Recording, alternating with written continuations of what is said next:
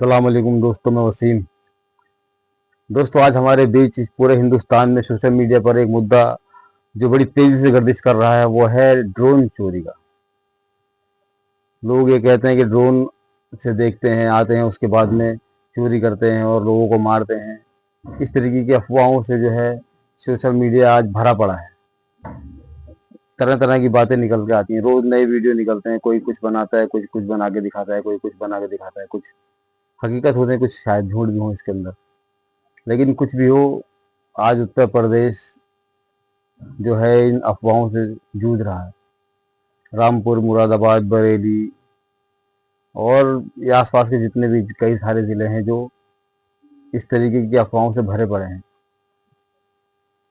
और हर आदमी एक नई कहानी सुनाता है कि यहाँ आया था, आज ऐसे था और आज ऐसे था। लोग रातों को जग रहे हैं, अपनी रातों की नींदें लोगों ने खराब कर ली।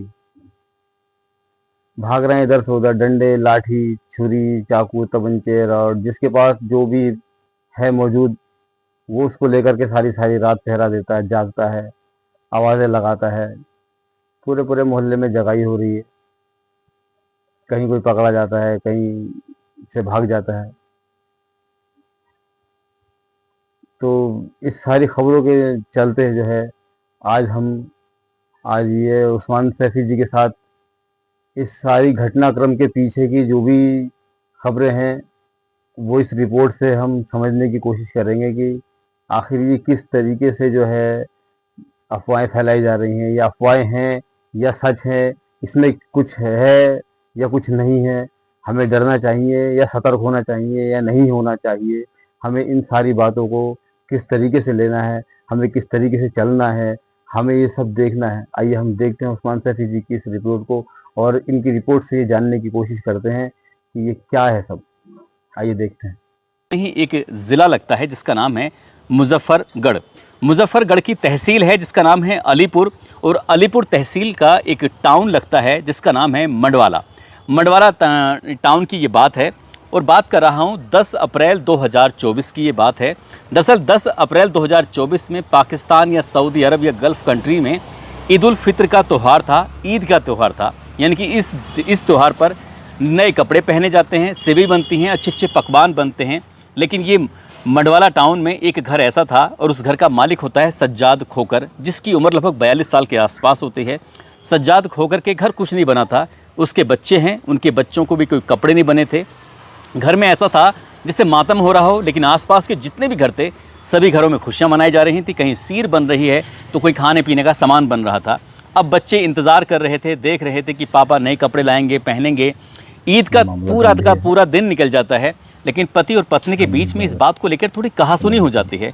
पत्नी जो होती है, जिसका नाम कौसर होता है, कौसर अपने पति सज्जाद खोकर से बार बार कह रही थी कि जब इतने बच्चों के भरण पोषण के तुम कर नहीं सकते थे तो ये पैदा करने की क्या ज़रूरत थी।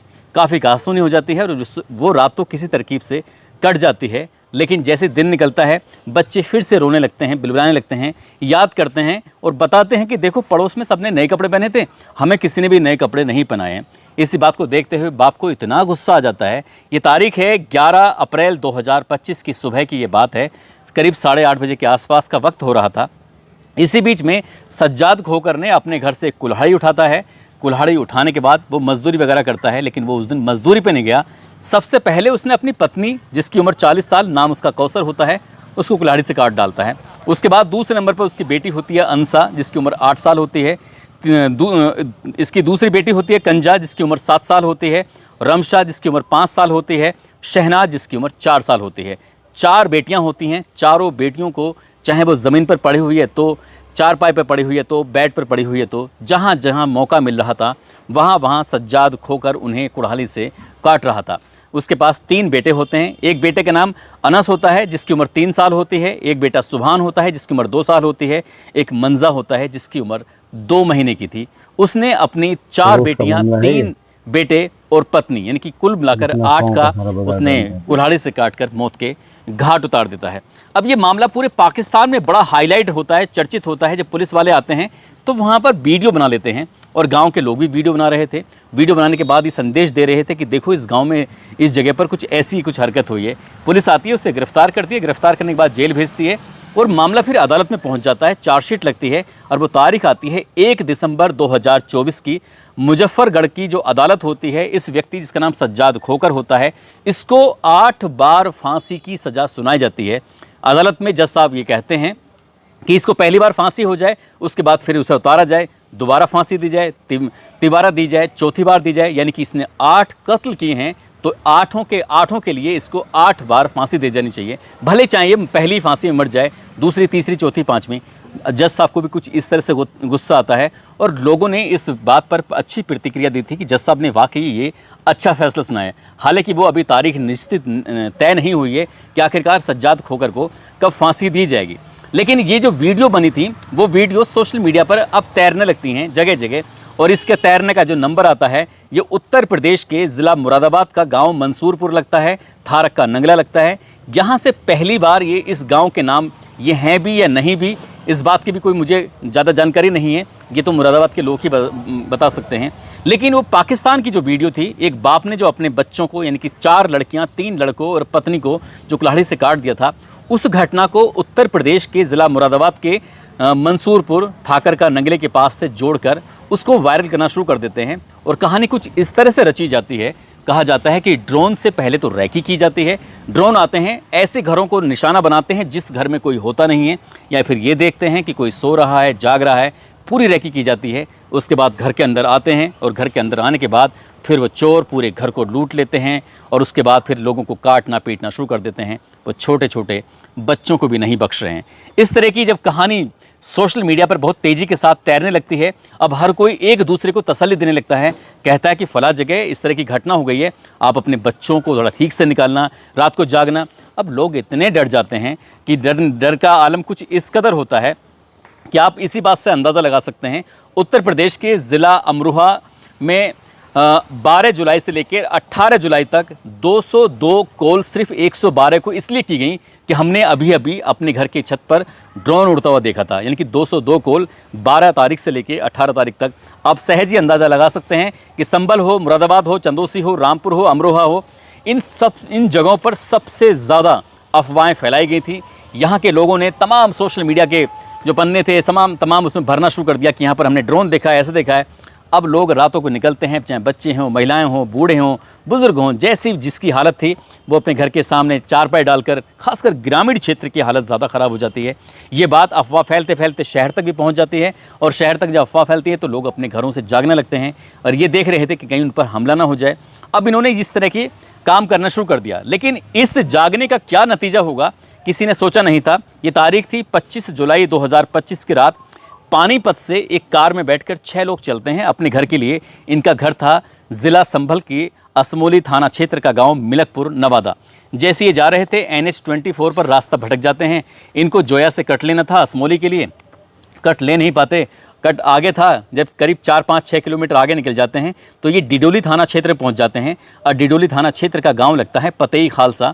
वहां पर जाने के बाद किसी व्यक्ति से पूछ रहे थे, देर रात की ये बात थी, कि भाई साहब हम लोगों को मिलक नवादा जाना है जो कि थाना असमोली में लगता है।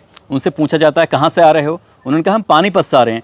पानीपत से आ रहे हो तो यहाँ कहाँ जा रहे हो? इस तरह के जब गांव वालों ने सवाल जवाब करना शुरू किया है तो गांव वालों ने कहा ये तो ड्रोन वाले हैं। बस उनकी इसके बाद क्या होना था कि उन्हें पीटना शुरू कर दिया। 4 लड़के तो किसी तरकीब से जान बचाकर वहाँ से भाग जाते हैं, लेकिन 2 लड़के फंस जाते हैं। एक का नाम अंकित होता है, एक का नाम तहजीबुल होता है। तहजीबुल हक और अंकित को कुछ इस कदर मारा जाता है, इस कदर गांव वाले पीटते हैं कि उनको मार मार के उनको ICU में भर्ती कराना पड़ता है। जब तक पुलिस आती है तब तक उनकी हालत बहुत ज़्यादा बिगड़ चुकी थी। ऐसे ही एक और घटना है 25 जुलाई 2025 की। अमरोहा के एक जगह लगती है बचराइयों, और बचराइयों में ही एक गाँव लगता है नसीरपुर। नसीरपुर में कुछ लोग आम के बाग की रखवाली कर रहे थे। ये फ़िलहाल आमों का सीजन चल रहा है।